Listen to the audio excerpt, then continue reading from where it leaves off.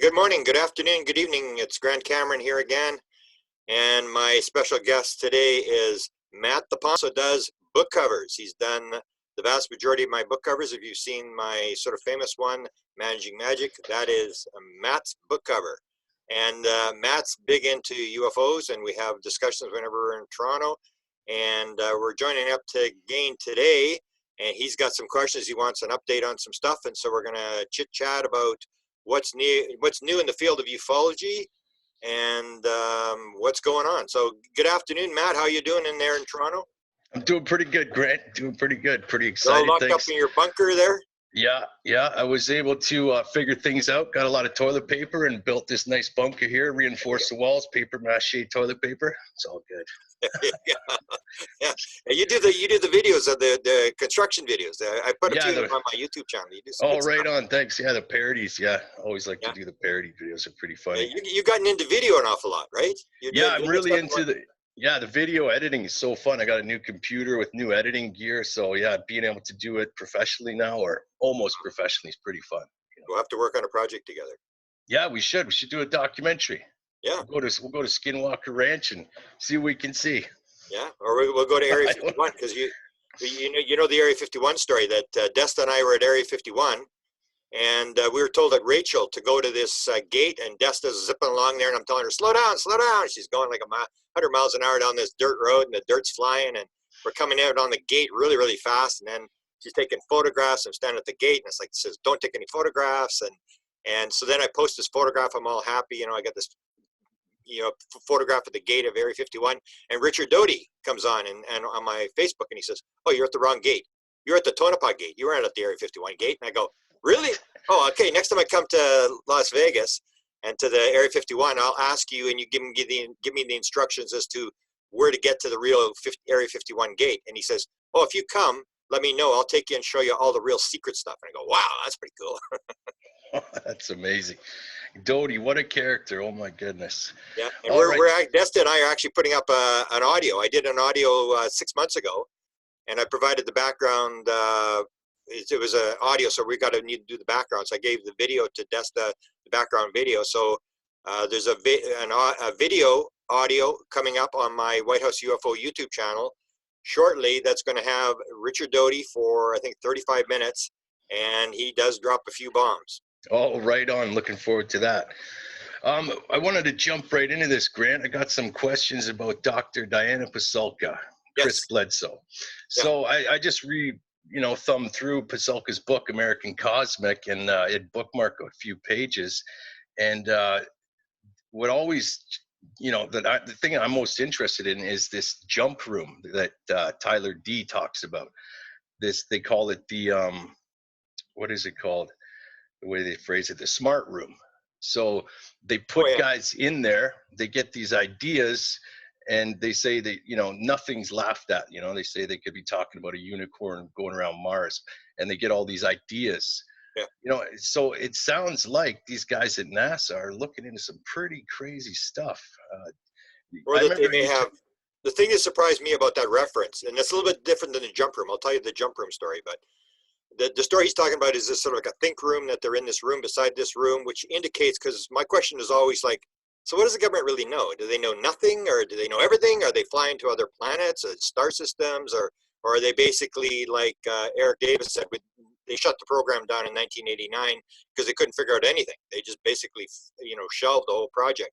And so when I hear this thing about this room at NASA where they're thinking, then you start to wonder, well, maybe they have something that we really don't know, and maybe the black world has figured out some of this stuff, and that NASA, which you would see as a low-level agency, because it's not a it does some military stuff, but it's always seen as a low-level space agency, and that they have this stuff. And but he's into, I'm coming out with a book on contact modalities, where I talk about people getting into the field, and that's basically an idea that they're getting in the field. But if you read the book, Tyler D., who I've actually met, and I'll talk about that in a sec, actually gets these downloads that he's using his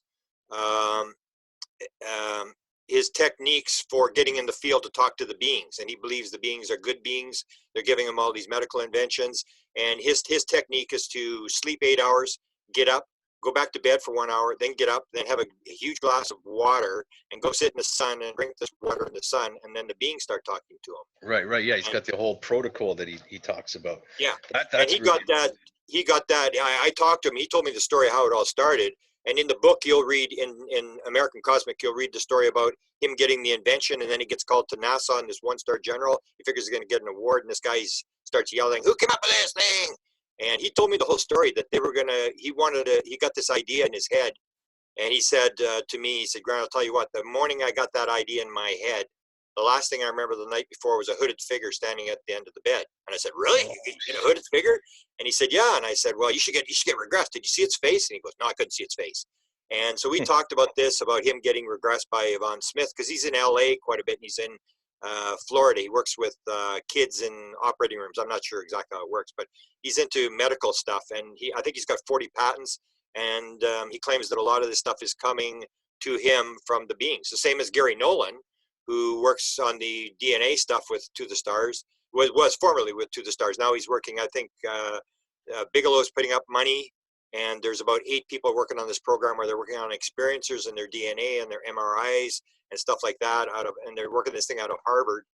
And Nolan says the same thing, that he says, "I don't know where the ideas come from." He says, "But I know how to make it work." And he goes through all the problems and all the questions, and then he puts it beside his bed at night, and he wakes up in the morning and the answer's in his head. And so you see this idea where NASA's got this room where it helps people think and come up with ideas. But the reference you made to the jump room was a meeting that I and Mark Olson, who Desta knows, he's here in Winnipeg. Mark Olson, Peter Robbins was in the room, and so was Mark Leon. And we were at Mark Leon's cottage in Pennsylvania. This goes back to about 2013, and Tyler D was there. So I know what his real name is. Now his name's not Tyler D. He was there, and this was when Chris Bledsoe had gotten the offer from Warner Brothers. They were going to put $80 million in it. They were going to make it bigger than the Passion of the Christ. And it was actually Diane Pasulka who discovered Chris Bledsoe. So Diane Pasulka goes to this lecture. She's working on religious things in the sky, and they say, "Oh, Chris Bledsoe's doing this thing, and it's UFOs." She said, "Nah, it's not UFOs." And she goes to his lecture, and she suddenly realizes, "Oh my God, this guy is doing the same sort of thing I'm doing." And she had worked on The Conjuring, #1 and #2. She was the religious advisor on The Conjuring, and knew Mel Gibson. And it went through the script writers that had done The Conjuring, and they talked to Gibson, and Gibson decided that he wanted to do the movie, and he was going to play Chris Bledsoe in the movie, and Julia Roberts was going to play Diane Pasulka. And I'd had a big experience with Chris, and that's why I said to Chris, I said, "So who's playing me?" Because I'm one of the episodes involves the experience I had with Chris Bledsoe. So anyway, we're in this meeting, and basically all these super rich guys are advising Chris Bledsoe on what to do with this contract with Warner Brothers, and it was like I won't say how much money it was, but there was a pile of money. Then there was 2% of gross and 4% of royalties, and they were saying, "No, you don't take the royalties. No, there's $20 for a pencil. There's got to be any royalties."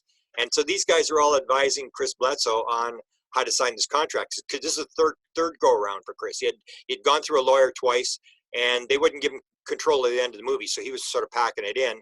And so Tyler D was there, and that's when he told me the story about his experience and how he got this idea that he sold his company for huge money that they developed this idea from, and it was put on the space shuttle. They wouldn't allow it on the space shuttle. He got some scientists to sign off for it, and they said, "This is garbage, it's not going to work."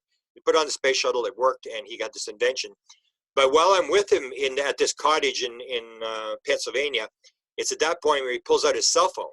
And he doesn't say yes, no, maybe so. He just shows me his cell phone, and he shows this photograph of these 2 guys. They look like they're in pajamas, and they're flying through space. And one's sort of an older guy, one's a younger guy, and they have these pajamas on, and there's no signature of anybody who painted the painting. And he says, "What do you think of this?" And I'm looking at it, and I go, "I don't know." And then he shows me another photo of all these balls all going into the center of this photograph or this painting. All these balls, big balls going into small balls. And then he shows this painting of an eclipse, 3 different paintings put together, the eclipse of the moon. Then he shows me the side of a building with all these outer space things. And he's showing me all these photos. And he's not saying it, he's just showing me them on his photo. And then he shows me this car on the top of the parkade where this building is. And he says, "Look at this." And he said, there's this postcard in the back seat of the car. So I look at this postcard, you can't really read it. And he tells me it's like a time travel thing. Some guy sending a postcard to his girlfriend. I wish I could travel through time and space to be with you. And this was on this postcard. And I'm going, oh, really cool. And then he says, you know where this is? And I go, no. He says, it's the Hughes Aircraft Building outside of LAX airport. And I go, I'm still not catching on. I go, oh, yeah, whatever. And he says, that's where the jump room was. And I said, oh, the jump room. This is where, you know, Barack Obama was supposed to have gone to Mars and stuff like that. He said, it's right outside the elevator. And I said, it is? So then I'm looking at the photos again. I go, and he doesn't say this is for real. He just says, what do you think about it? So and I'm looking went at down the there. photos. And then I said, I'm going to as soon as I get to LAX, I'm going to go check this out. And he said, well, make sure you avoid the guard. There's a guard there. And he's monitoring the place. And so I get out, first time I go to LAX, I get on the bus and I go over to 999 Sepulveda Avenue is where this place is. There's two buildings. There's a front building and a back building. And it used to be the Hughes Aircraft Building, and they converted it into an office building. So I go in there and I'm all scared, you know, it's 8 o'clock in the morning. And luckily the guard was on the other door and he's letting people in and out, whatever. And I'm sitting there photographing all these paintings. So that's the jump room. Now, whether it was real or not, but Tyler D had gone there and he'd taken all these photographs. So I guess he checked out the story and he didn't say it was real. Didn't say it wasn't real. He just kept saying to me, so what do you think about this? And he was kind of a real mysterious guy that was very much into it. And he's sort of the focus of the book by Diane Pasulka, and they go to the Vatican together. If you know the story, they get financing, and they go to the Vatican, and Diane Pasulka is looking for a certain saint, religious saint, and Tyler D is looking for levitating monks. The literature inside the Vatican on levitating monks, because apparently you can tell by the way their face lights up or something. I can't remember what the deal was, but by looking at the literature describing the levitating monks, they can discover something about anti-gravity or propulsion or whatever. So that's why he was there, and he wasn't a Roman Catholic, but Diane Pasulka got him signed into the Vatican. He had a huge revelation while he was there, apparently too. Really interesting. Yeah. He also talks about DNA as the antenna, as a source like fiber optic cables to share information. And he even takes the jump saying, what if DNA can be programmable in the book too? I thought that was very interesting. So I think it's obvious he's hanging out with Gary Nolan. Well, I can give you a little bit of that story too. I met Tyler D through Mark Olson here in Winnipeg. And Mark Olson met Tyler D at a conference in Phoenix, Arizona, at the big UFO Congress. And what Mark does, he doesn't go to lectures. He just sits outside and he talks to people outside, like, what are you doing? What's your story? And he meets Tyler D. And Mark Olson is going to, this is the field. He's going to the other Roswell site. They're doing a dig there. So Mark is going to this dig site and they're looking for pieces of a crashed UFO. And he invites Tyler D along with him.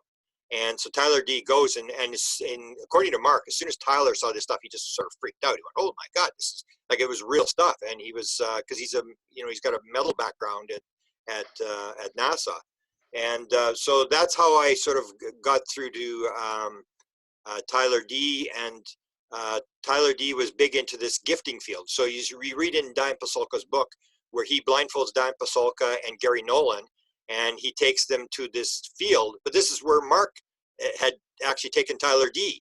So I've actually got a piece that Mark had given me from the gift, what they call the gifting field. And that's the idea I have, is that the aliens are actually dropping this metal. This is not pieces falling off a flying saucer. They're actually dropping this stuff. They're actually giving us this stuff to make us think, to give us some technology or whatever. And so it came to the DNA thing. And Mark first mentioned that to me, that Tyler had told him that all the deep space communication antennas for NASA are all based on DNA. And if you actually look it up, I actually looked it up and got photographs. And yes, it looks exactly like a DNA. It's like a spiral antenna. And in the book, you'll see he talks about this 150 megahertz or whatever it is, that this is the frequency. And you got a side connection to that, because if you look at Roger Lear, who did the alien implants, if you read his book, he says the same thing, that the implants were giving off this 150 megahertz frequency or whatever it was. Oh, wow, and I didn't know that. It was linked to deep space communication. So it was the same frequency, and that's, I think, where Tyler D got the idea that that's how they're communicating with us, is through the DNA, that the DNA is the antenna. And the other thing that Tyler had said was that hair is the antenna. And Chris Bledsoe told me the same thing. Hair is an antenna. That's why we have hair, and that's how we make contact with the field. And the idea is that consciousness is in the field, and that's how we're making contact through DNA. And if you know the big DNA experiment we're doing, we've got we had Bashar, but now I don't know what's happened to that. But we've got two of the top physical mediums in the world who are trans people, who are able to actually disassociate, and a walk-in comes in. So another being comes into their body and takes over. And we're going to predict that when the DNA is taken, when they're trans-channeling, the DNA will be different than it is before they actually start channeling. That the DNA is actually the consciousness. And this will sort of revolutionize the world if it works. And we've got a number of people sort of lined up, and we were actually going to do the confirming test in June, but now because of the virus thing, Kai Muga, who was going to do it, he's a physical medium, is coming to Florida. We were going to do the test there. He's now not coming because of the virus. But this idea of the antenna and the DNA, I think, are pretty far along. And they're actually doing an experiment. As I said, there's 8 people working on this DNA stuff, and it's being done out of Harvard. And Kit Green's involved, Hal Puthoff's involved, Gary Nolan's involved. And they're all looking at this idea that if you're a Chris Bledsoe or someone like that, something has changed. There's some way that you can actually make contact with the field. And that's, if you see the story of John Alexander, he goes there. He writes a whole chapter in his book. So John Alexander goes down there, and then Chris is standing there, and they're at the top of the hill above the river where this initial event took place. And that's when Chris says, "Oh, they're here." And then John Alexander says, "What do you mean they're here? How do you know that?" "Oh, I just know. I know they're here." And this goes on, and all of a sudden, boom, this thing appears in the sky and goes flying off. And John said he's been in UFOs since 1947. Said it was the most dramatic thing he'd ever seen. He just couldn't believe it. And that's the whole idea, is that when you get these high-level people, and Chris has told me this, so you get these high-level people, you go to them, and you say, how does this work? Who are you talking to? Because if you're intelligence, it's not like you've got intelligence dropping out of the sky. The only intelligence you get is from the people that you're gathering material from. So experiencers are very important to the intelligence agency, is that they're trying to figure it out as well. And the only way you're going to figure it out is to watch the guys like Chris Bledsoe to figure out, how is he making contact? What's he doing? Is his DNA different? Is his brain pattern different? Is there something different about this guy? And even if you look at, if you've seen Jim Peniston's latest book, Jim Peniston talks about this encounter. It's on about page 611 or to 15 or whatever. He's having this encounter with Kit Green. Now, Kit Green ran life sciences for the CIA and had a top secret SCI clearance since at least 1970. He was the control officer for the remote viewing program. And Kit Green, so when he goes to see Peniston, he's trying to get Peniston's DNA. And Peniston says, "Well, I'm not as easy as Burroughs. You're not going to just grab my DNA." Right, yeah. And that's when he says to him, he says, "I need to know what you're doing." And he pushes him. "I'm going to find out what the heck you guys are up to." And that's when he said, we are trying to figure out, how does the intelligence pop in and how does it pop back out just as easily? And it's this idea, how do they get into the environment? How do they get out? And that's what you'll see with Chris Bledsoe and with a lot of experiencers, is they'll say, "Oh, suddenly there's a ball of light and it turns into an alien. And then it's in there for a couple of minutes. You encounter with this alien, and then boop, it turns into a ball of light and disappears." So it's this popping in and popping out. And what is the intelligence, and how are they getting in and out? And maybe we can duplicate and do the same thing. Yeah, it sounds like Tyler D knows all about that stuff, because he talks about that in the American Cosmic too. Yeah.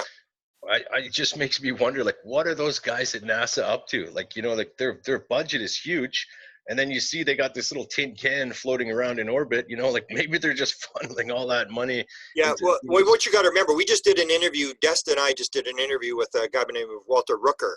And he worked connected to Black Ops through a bunch of stuff. And he talks about this incredible psychic lady who was able to make documents appear and was pretty impressive lady. And he makes the clarification that I think everybody has to realize, is when you're talking government, there's like a million different parts of the government. And yeah, because you're talking government, it's not the government. The same as NASA. So 99.9% of people in NASA, 99.9999% of people have no idea. They're putting tin cans into outer space. Right. And there's 0.1% of 1% or whatever of guys who actually are inside this program, and they're kept separated from the program. The same as in the government. Just because somebody's in the government doesn't mean they know anything about UFOs. That's down 15 levels in some little black operation that even the people working next door don't even know what's going on. So Tyler's in this very exclusive, because he does talk about it in the book, that he had these two guys that came up to him, these black suit type guys, and offered him this deal to come into the program. So he was right. actually, I remember that, yeah. after he was already had sold his company and was famous and stuff like that. And then they have subcontractors, private corporations. Yeah, and that's what Kid Green points out to. I think he pointed out to Dolan, and this is the idea that if you're in the government, your security clearance isn't very high, and the minute you leave, that's when you get the high security clearance. And that was the story I heard about Jim Semivan, who is the top guy, one of the two top guys at TTSA, is that Jim Semivan has the experience in 1992 or wherever it is, early 1990s. He has the beings in his room, and he goes to Ron Pandolfi, and he says, I had this being in my room and my wife, and we experienced this and what's going on. And Ron says, you don't have a need to know. And he said, wait, hell do you mean I don't have a need to know?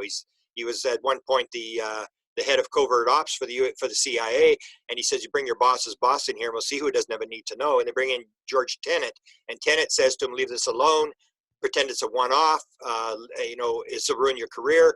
And the story I heard was that when Jim Semivan retired in 2008, Ron Pandolfi came in and briefed him, and now he goes operational.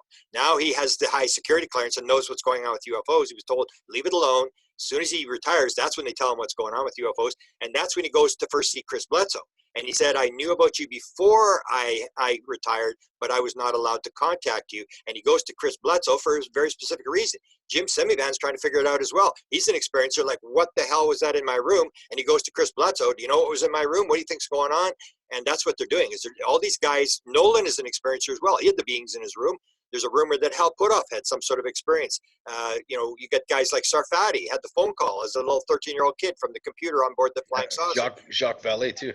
Jacques Vallée. You got to remember that all these people, it's like you and I, like, why are these people down the rabbit hole? It's like, and people say, oh, it's evil government, they're bad guys, they're trying to disinform us or whatever. And I will guarantee you that 90% of them are just people who got thrown down the rabbit hole like you and I, and they're trying to figure it out. And what To the Stars, I believe, is doing, it is they know it's in the black world. So they say it's all stovepipe. So what you do in a scientific problem is you have a flying saucer. So you give Matt, the one piece, and you give Hal Puthoff another piece, and everybody's got a piece, and you say, what do you think about this? But those people never talk to each other. So you never get to put it all together. And that's the problem they have, is that there's no cooperation, there's no interaction between people who are working on it, and they haven't figured out anything. So what they're trying to do is they're trying to get money. They're trying to move it into the white world, get some of the black technology moved into the white world, so that scientists who are cooperating and making stuff public can work on this stuff. And the only way you can do it is to go to Congress, because there's no other money. And the only way you can get money out of Congress is if you say, well, UFOs are nice guys and they're here and it's kind of a curious problem. They're going to go like, this isn't my problem. Get the hell out of my office. I haven't got nothing to do with this. But if you go and say, well, there's evil aliens and there's little effing ankle biters and they might destroy us and they're going to eat us and whatever. And then the Congress goes, oh, how much money do you want? And they all walk out with suitcases full of money. And that's what they want, is money in the white world, because the black world is not solving the problem, because it's so stovepipe that you can't link this stuff together. And that's what John Burroughs talks about on Fade to Black there with Jimmy Church a few weeks ago when he was on. He talks about, criticizes the TTSA and talks about how they were, he did a foyer on cloaking technology in tanks, which is, I thought it was a little strange. But let's change gears here a bit. Let's go into updates on the Wilson documents and some new stuff about that. What's going on with that? Okay. Well, I haven't talked too much about it, even though I was sort of at the forefront of the whole thing. But I had a guy who was connected to the Stars. He was also connected to Firmage. And this is a guy that I believe him and his Pentagon buddy dropped the document. But when we dropped it, of course, everybody's saying, it's a phony document, it's disinformation or whatever. And we knew right from the word go, this is a legitimate, this was Mitchell stuff. There's actually a couple documents that haven't been dropped yet that are still out there. And of course, everybody said, Wilson wasn't in Las Vegas at the time, and everybody's like picking the document apart and whatever. But I knew right from the word go, and this is something that people don't really realize. When this document was dropped, I got it in November of 2018. And in December of 2018, Richard Dolan goes on Jimmy Church show. And most people don't really realize that this part of the story. So this is like 6 months before Dolan sees the document. And he's on Jimmy Church, and Jimmy Church says to him, Richard, do you ever see a document that you just went, oh my God, and they showed it to you and you were never able to talk about it and you were sworn to secrecy? And he goes, yeah, I kind of saw one like that. And he starts describing this 2 pages that he saw.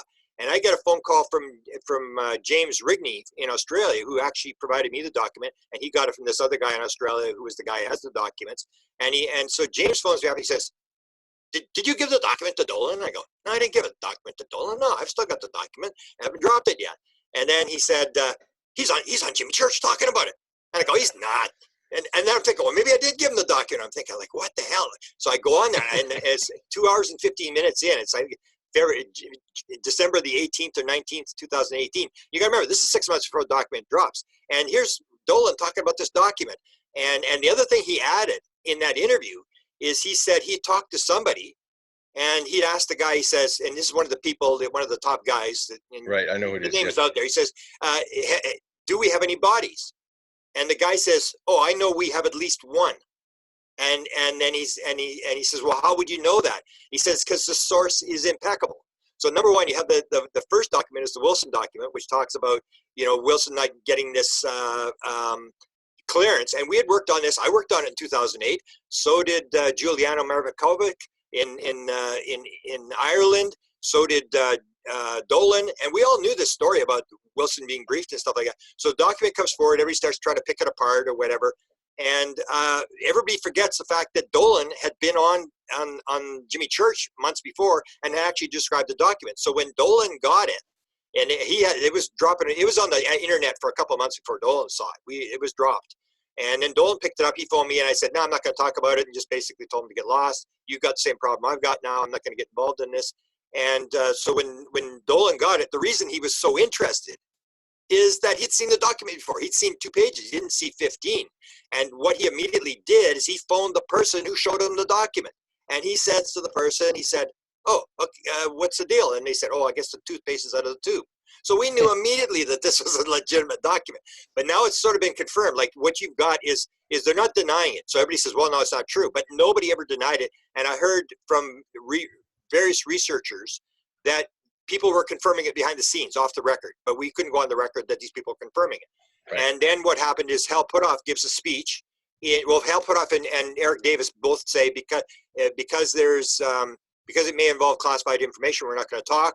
Jim Semivan said if there's one line in the document, he says to Melinda Leslie, there's one line in the document, I can't talk about it because it'll be classified. And then Hal Puthoff makes a speech on the East Coast in February. And that's when he's asked the question about the Wilson document. And he said, oh, this has to do with this document. And my assistant, Eric Davis, had a meeting with Admiral Wilson. And so he confirms, yes, there was a meeting. That was the main people were saying, oh, there's no meeting. It never took place. It's all bullshit. And Hal Puthoff. So what they're doing is they're indirectly confirming it without getting in trouble. Because you got to remember that these people have security clearances. And that's, it's what's called intelligence blowback. When something like this falls, then all the people who are involved are suddenly realizing, I may not have a security clearance, I may not have a job, and they sit there and they wait to see what is the intelligence community going to say when it's found out that this has leaked out. So they just stayed quiet. They just kept saying, we can't comment. And it's like every other story in the UFO world. Everybody just gets onto the next UFO video or the next UFO conspiracy theory, and everybody drops it and goes on, and the document just sort of fades away and it gets out into the public, and really nothing actually happens. Right. So what are some of the key aspects of that document? If I remember, it was about the big meeting, which adds a lot of credibility to the whole UFO cover-up or government investigation into the program, correct? Yeah. Well, I've said this numerous times. I've never read the document. I saw the document. I read one page when I was shown the document. And I said, I realized that Oak Shannon's name was on there. And I said, where'd you get this document? Because I've got another document that Desta and I were going to put out a book called The Alien Documents. And it's going to have another document by that Eric Davis was given by Oak Shannon. So when I saw Oak Shannon's name on there, I knew his connection to Eric Davis. I knew this was a real document. And I knew it was a significant document. But I never read the document itself. I was so petrified when I thought it was 15 pages. And I'm the guy that's going to have to drop this thing. So I sort of dropped it. But it has to do with this briefing in 2008.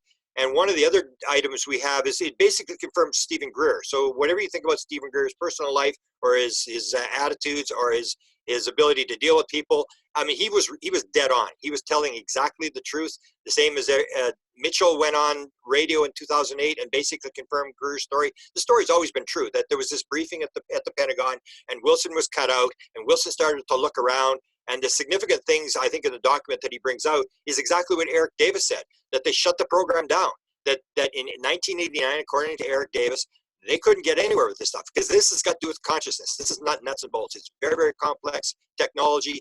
I've just done another interview. I've got 50 people that I've talked to who've flown the craft, and they'll all tell you it's done with the mind. There's no nuts and bolts. There's no anti-gravity engine, all this kind of stuff that people believe. And so the key points in the document, I think, are at the end that someone showed me, and that I read the last page, was this one that there's no technology. That there was this high-level guy who got a briefing above Wilson. Wilson couldn't get the briefing, but he finds this guy who did get a briefing, and all the guy would tell him is, number one, we're not getting anywhere with the technology, which is what if you go back to the 1980s, there was a thing called the core story, and I've written about this a lot, where Jacques Vallée, Hal Puthoff, and who was the third person? Jacques Vallée, Hal Puthoff, and Kit Green all get together in a Denny's restaurant. Have you heard that story? Yeah. They go to Denny's restaurant and they say, okay, there's a lot of stuff floating around the UFO community. We got these high-level security clearances. Let's get together. What do we know for sure about UFOs? And they said, we have been visited. This is for real. There's some sort of interaction taking place with some sort of intelligence, and we haven't back engineered anything. We're having a real trouble back engineering it. So that's the basic core story. So that's the one where in the Wilson document, it basically confirms the core story that we've got stuff, we've got at least one body, and we can't confirm this how it works. And then the other thing, it says there's no alien abductions.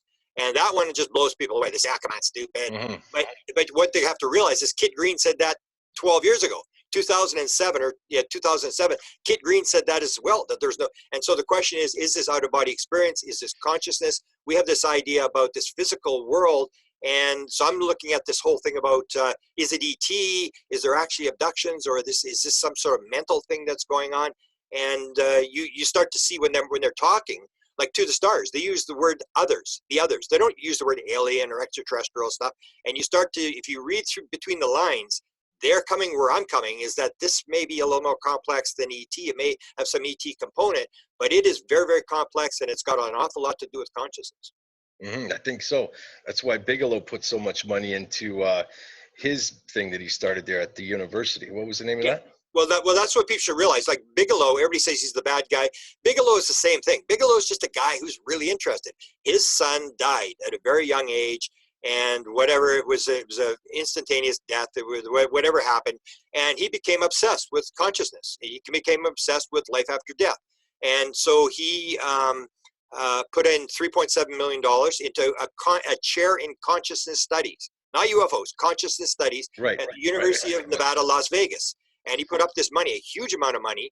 And when he started the NIDS, if you read Jacques Vallée's latest books, Jacques Vallée talks about when he was at the beginning, when they announced NIDS. Like, so Bigelow's making the speech. He said, we're going to do this. He's got all these high-level guys like Puthoff and Green and Jacques Vallée, and they're all in the room. And he says, okay, we're going to work on, this is NIDS. We're going to start this, and we're going to look at UFOs and life after death. And according to Vallée's book, one scientist steps up and goes, what? We're going to look at life after death and UFOs? Why don't we just do ESP and Sasquatches? and Bigelow explains, and that's what John Alexander says. If you can solve the problem of what happens at death, you basically solve all the problems. This is a key problem, and Bigelow knows it, and he knows it's got to do with consciousness. And so when you see Bigelow talking, you realize that here's a guy who's just obsessed with the thing, and then I think he realized there was no money, and that's why the whole Skinwalker Ranch, which is what you wanted to discuss. That's why they did Skinwalker Ranch, according to me.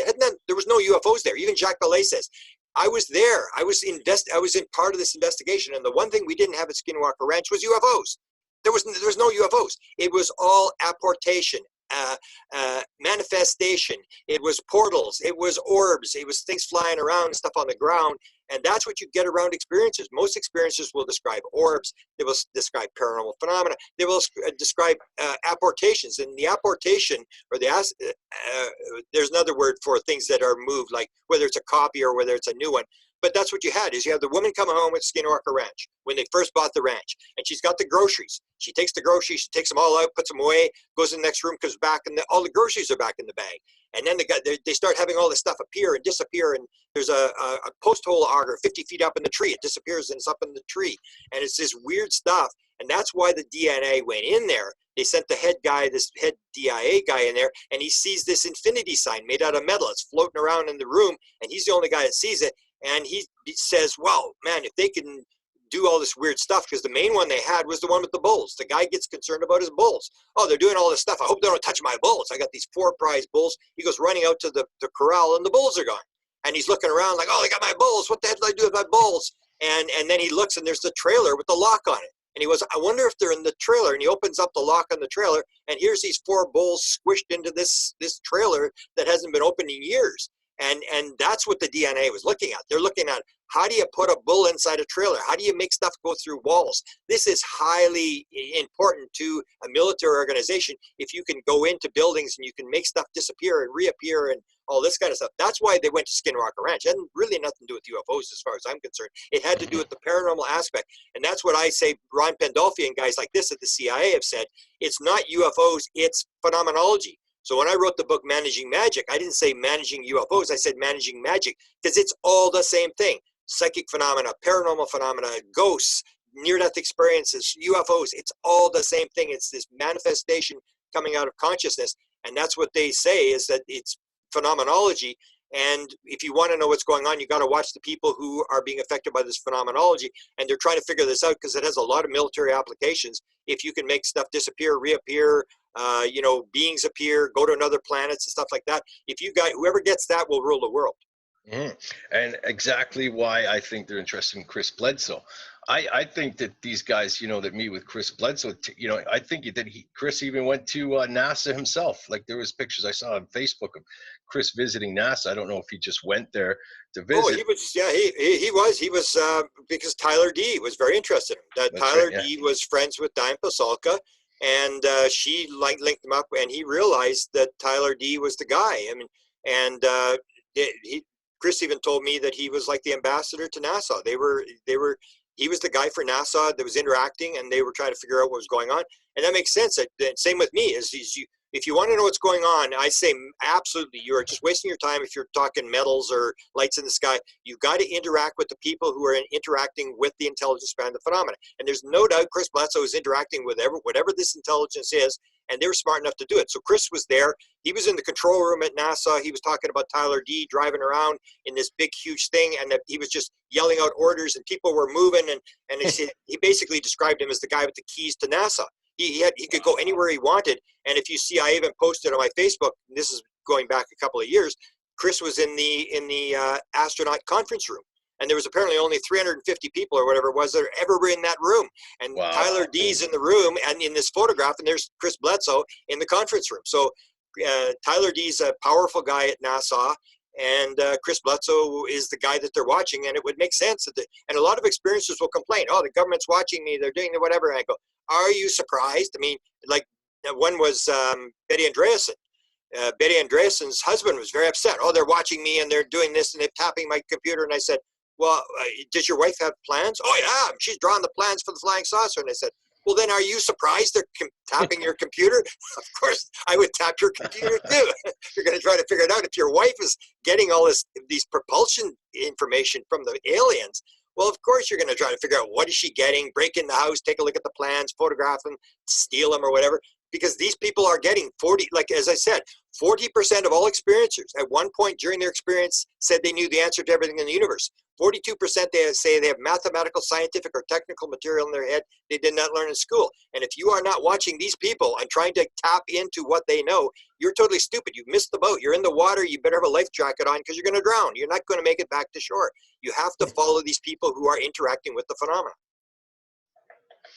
Do you ever hear of this guy, Bob McGuire, that's hanging out with Chris Bledsoe?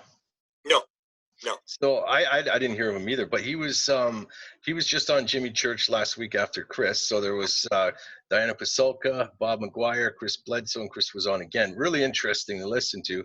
But there was Q&A with Chris on F2B, and then this guy Bob McGuire calls in. He's the first caller. Yeah. And he's like, yeah, I got to tell you about my experience that I had at Chris Bledsoe's house. He said that he went there, he saw something, and then afterwards he says that he noticed that his wife was healed from one of her ailments. And I thought thought that was pretty mind-blowing. So there's a lot of high strangeness going around Chris Well, yeah, Bledsoe. I'll tell you a story. I'll tell you. I don't know if Chris wants it told, but I mean, he one point we were in Maine at the Experiences Conference there, and they had invited Chris. He wasn't speaking, but because he's such a popular experiencer, they just flew him in there so he could talk to people and stuff. And he was there, and he did 2 healings while I was there. And well, he did one for sure. So he's there, and he tells me he's standing out in front of the conference thing. He's not really listening to lectures. He's just talking to people. And he's outside the conference hall, and outside the front door. And these 2 women are there, and one of them had a stroke. They were in their 70s, and one of them was deaf. She had a stroke. And she comes, "Oh, Chris, can you heal my sister?" Twin sisters. "Can you heal my sister?" And then Chris says to me, he says, "I really didn't know what to do." So I go, I say, "In the name of Jesus," and he puts his hands on her ears, and he says a prayer, and then they go wandering off. And she listens to my lecture. These 2 women listen to my lecture, and they come running out of the room after my lecture, and they say to Chris, "She can hear, Chris. She heard everything." It's like he does this healing thing. And then the other one, and he said while he was standing there, this is a story he told me, while he was standing there out in the front, he gets a text message from none other than Tyler D. And Tyler D says, "If you're ever outside and somebody wants a healing, go ahead and do it." And I go, "He did?" He sent to this text message. He said, "Yeah."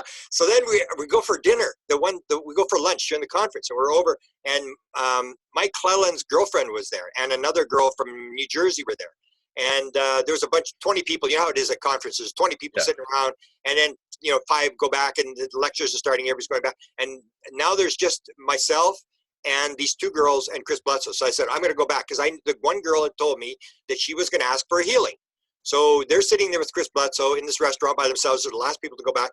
And then all of a sudden his cell phone goes, and there's Tyler D. He says, "If you're ever in a restaurant and somebody wants a healing, go ahead and do it."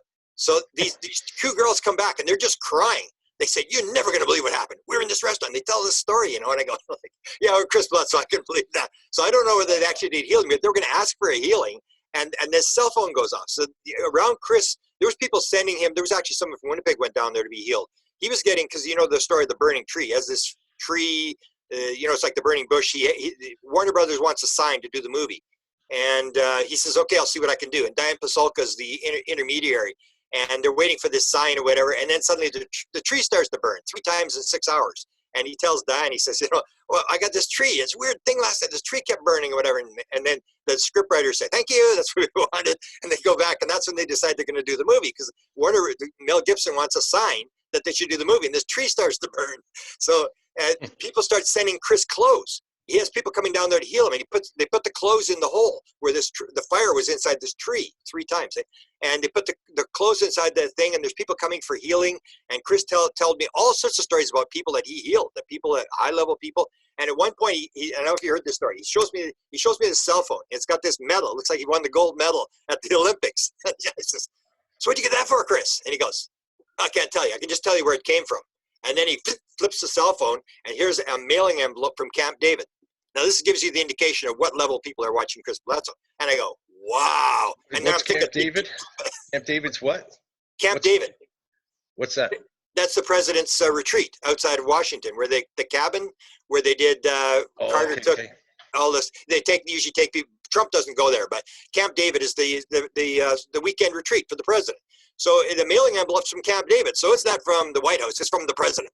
And so I'm going, wow. And then I'm thinking, can you go back to the medal? Because I didn't even take a close look at the medal. And the next thing he shows me is Barack Obama with his arm around this kid. And I'm thinking, wow, and then I'm starting to think, maybe did he heal the kid or whatever? And the kid was Jewish. Chris was actually going to his bar mitzvah. They were flying him to his bar mitzvah in New York City. And I think his father is the head of the World Food Bank. So you see these things, like these are the type of people that are around Chris Bledsoe. There was somebody in 60 Minutes. I heard all these stories, and it's just like around Chris Bledsoe, he's like a walking story. It's unbelievable. It's got the highest level of contact of anybody I've ever seen. I've been following him like nonstop. Chris is an amazing guy, and you just listen to him, and like he's so genuine and so nice. He's just like the nicest guy I've heard in quite a while. Grant, I just got to notice we're at our time limit there. I know you got to go. I really appreciate it. It's 3-3-3. We got a 3-3-3. I'm getting a lot of 3-3-3s. We got a 3-3-3. There we go. So let's go for another 10 minutes. You got 10 minutes more. Let's go. Yeah. Okay. Diana Pasulka again. Yeah. In her book, Tyler D mentions entities. He says some of them are like angels, and I think some of them showed signs of being pretty demonic. What are your thoughts on that? I don't know if Tyler D said that. I thought he said they were basically here to help us. I don't. A lot of other people. I'd have to see the reference. I don't Yeah, I'll believe have to Tyler check. D would say something like that because he Yeah, was there's no. basically saying that they were helping him. They were giving these medical inventions, and so I don't know about that. The evil alien thing doesn't make any sense to me. It's like, you know, if people say there's evil aliens, I say, have they dropped an atomic bomb? No. When they drop the first atomic bomb, send me the petition. I'll sign it. Until then, we have met the enemy, and he is us. We dropped the atomic bomb and melted 100,000 people on the sidewalk. We cremated 25,000 people alive in Dresden in World War II. We cremated 80,000 Japanese alive in March of 1945. If there is any enemy, if there's ever an evil race, we are it. And that's what I basically think you so, hear yeah. Linda Howe, who's big into evil aliens. She asked Bashar, if you remember the story, she says to Bashar, and he kept saying, no, no, no, no, no. And then she says, which race should we be worried about? And he said, you. And that's basically it. We have met the enemy and he is us. We have done so many terrible things that there's nothing that people can point to me about aliens. Like people will say, oh, the aliens are shutting down nuclear missile silos. This is evil. And it's like, no, we should give them the Nobel Prize for the next 50 years if they can shut down all the nuclear missile silos. What more would you want for peace? Right. What about Metamaterials and the TTSA? What's going on with those guys? Okay, that's sort of a burr in my saddle as well. The TTSA thing, I mean, the metal is like UFO sightings. All you're going to determine with metals is that something's going on and we probably didn't do it. That's all you're going to be able to determine. You're not going to be able to tell where they're from, what the message is, what it is. Right. And what I maintain, as I say, like anybody who thinks that there's a flying saucer that flew across the galaxy and then little pieces start to fall off it is like it's 3 bricks short of a load. There's no way that's happening. They are dropping this stuff. And I have a document. I think I just put it on the internet from Wilbur Smith. So Wilbur Brockhouse Smith ran the Canadian Flying Saucer Program from 1950 to 1954. He says quite clearly in a document in the 1950s that the flying saucers are dropping molten metal. This happens all the time. It's like, are you watching? And they always do it. Like if you see the first UFO sighting ever was not Kenneth Arnold. It was 3 days before at Maury Island. And these guys are watching these 6 flying saucers or whatever, and they're sitting there, and then the one's in trouble, and it's like the bird with the broken wing trying to get you away from the nest. It's like, the UFO is going to crash, and people are watching this UFO, and all of a sudden, boom, it shoots out all this metal and it flies down, and it breaks the one guy's arm, and it kills the dog, and all this sort of stuff. And that's how it starts, and you see all this metal all the time. In fact, Desta, who's with us today, Desta actually finds a piece. We're at the University of Arizona, and we're looking at James McDonald's files, a huge set of files. And we're there, and Desta's working on one box, I'm working on another box. And all of a sudden, Desta says, look at this.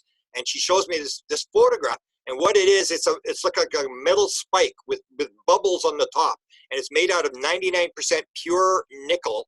And in the middle, they cut off the end of it to do an analysis. In the middle, there's this copper core in the middle. Where'd it come from? 1939 in Illinois. Came flying out of the sky. The guy sees this thing like a meteorite coming out of the sky. It embeds itself into the garden, and it is red hot. It's the same as an apport. When an apport is moved, when an object is moved in a paranormal or like a UFO type thing, when it's moved from one place to another, it heats up. And this thing was very hot. It was in the garden, and the guy had to wait for it to cool down, and he pulls it out of the garden with a knife, and then he keeps it, and then he gives it to his daughter in the 1960s. And his daughter has this thing. She lives in Tucson, Arizona, and that's where McDonald's files are, where Desta and I were. So she has this thing, and so in 1967 they're going to the moon, and they have a NASA lab in Tucson. So she has this metal thing that her father gave her, which looks just like a spike with this bubble thing on the top of it. And she takes it and she says, "What is this? My father came flying out of the sky in 1939 in Illinois." And they analyze it, and all they can determine is it's 99% pure nickel. And that there's nothing that's in the sky like planes and stuff that would have that kind of composition. And they just throw up their hands and say, I don't know. We have no idea where this thing came from. And so it's in the files. And when McDonald had it, he didn't know what it was. It was just this weird thing that this woman had reported. And now we know they're dropping the metal all the time. And that's what happened with Tyler D. So when Tyler D takes Diane Pasulka and Gary Nolan to this site in Arizona, it's my friend, it's Mark Olson that takes him to the site. Mark Olson gives me a piece from this site. And so he gives it to me. He says, I really don't need it. So he gives it to me. And then about 3 months later, he comes back. He says, can I have my piece back? You can cut off a little piece. So I've got this little piece I cut off. And that's what Gary Nolan and Tyler D said. They called it the gifting field, that they're actually dropping this stuff to help us or to get our attention. So when you see all these little pieces, and there is all these pieces, I've seen some that were shown to me, like molten pieces that had been analyzed, that were clean, that they were shown that they had bad isotopes or something very strange about them, but they're all melted. Like, that's not a piece of a flying saucer. Most of the pieces you see, they're like little tiny things. They don't look like they come off. The one piece looks like it may, it's flat. It may have come off, but you take a look. So they show the big piece with the bismuth and magnesium and stuff like that. Yeah. I think it's just for them to go, wow, it's like, I have this thing called the theory of wow. So the grade 1 class on Zeta Reticuli or wherever they are saying, okay, let's get their attention. Let's put some UFOs. Let's put some weird lights on these UFOs and fly them around. And the other ones in the grade 3 classes, we're going to drop some metal. We're going to drop these weird pieces of metal, because no two pieces are the same. You think, well, all these pieces should be the same. You have some are magnesium. You have the one that we had nickel. The Linda Howe pieces, magnesium and bismuth, and all the pieces are different. And I think they're just jerking us around, and they're trying to make you go, what the heck is going on? We're not alone. Where are these pieces coming from? It's not ours. It has these weird isotopes and stuff. And the same as cattle mutilations. I always said about cattle mutilations. Why? I said to Linda, I said to everybody, why did they take all the blood out of the cow? Why did they take every last drop? Because if they didn't take the blood out, you wouldn't think it was weird. You wouldn't pay any attention. You're going, like, how did they get, or they take the heart out of a cow? Why did they need to take a 9x11 heart out of a cow? It doesn't make any sense. Without an incision.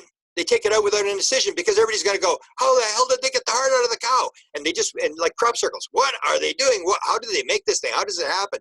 And they're just making us go, wow. So that's what Metamaterials. And I actually asked Hal Putoff, because Hal Putoff, if you remember back in the 1970s, they were running the remote viewing program. And as soon as they brought Uri Geller in there, all this weird stuff started to happen, and stuff would appear. And so they tell the story, Uri Geller, they're at during the break time, they're eating ice cream, and Uri Geller cuts his mouth on this piece of metal, and he pulls it out of his mouth, and it's the pin that Edgar Mitchell had lost a number of years ago in Houston. And he's going, where did you get that pin from? I lost that in Houston. How did you get that pin in your mouth? And Uri Geller's lip is bleeding. They go back to the lab, and in the lab a couple hours later, Uri Geller's in one room, and Hal Putoff and Edgar Mitchell are in the other room, and the back half of the pin drops in behind them. Like, this is Apports manifestation stuff. The same stuff that was happening at Skinwalker Ranch. And then later on, another piece falls in the lab that day. So I go to Hal Putoff, and I said, Hal, you're doing all this investigation of this metal stuff. Hal, don't you think this might be a port, that they're just dropping this stuff? And he did not deny it. All he said to me is, Grant, he said, we're going to analyze the material one step at a time. But I think they know that this may be this may be stuff that they're just dropping to get our attention and to give us indications of how things work, and they're helping us. So I think the same thing with experiencers. A lot of experiencers are being given all sorts of answers, information, technology. We're getting help from the other side as to where to go next. Sounds like it. Sure seems like it. Just one more thing I got here, and we'll tie it up. Okay. I had this epiphany the other night. I gotta admit, I might have been a little intoxicated, but the message is in the music, right? And I remember Chris Bledsoe saying that, and I remember, your book on music and the paranormal, and creativity book. And then I open up American Cosmic, and just by fluke, I open up to the page where she talks about you. She referenced you in the book. Do you know that? Yeah. She's talking about where Tyler's getting his, creative ideas from the same jump room again. And then, she talks about Grant. So I thought that was pretty neat. Are you doing any more research into creativity, where ideas come from musicians? Oh, yeah. Desta and I are putting out a book shortly called Contact Modalities. And so what I say is, whether you're a channeler or a medium or someone doing tarot cards or doing pendulum stuff or whatever, it's all the same thing. You're just getting you're getting a permission slip to get you in the field. And when I did the inspired book on creativity, I go through like 13 or 14 Nobel Prize winners who got it in dreams. Einstein's theory of relativity came in a dream. The quantum atom by Bohr came in a dream. the uncertainty principle by Heisenberg came in an inspiration in the middle of the night in a park behind the Bohr Institute, and this kind of stuff. And that's what so the contact modalities was the idea that we're sort of separating it. So we're saying, well, there's UFOs, guys, and they're accurate, and the mediums are full of garbage, and don't put me in with the channelers. Those channelers don't know what you're doing. And I'm saying, no, they're all doing the same thing. And it's like hockey players or like musicians. There are people who can play hockey, and then there are hockey players. There are people who can play music, and then there's musicians. And the same with mediums. There are people who can do mediumship, and then there's real mediums. And some people are way better than others. You've seen Desta's material. That Desta figured out a way to do this channeling stuff. And it's all the same thing. It's the same messages.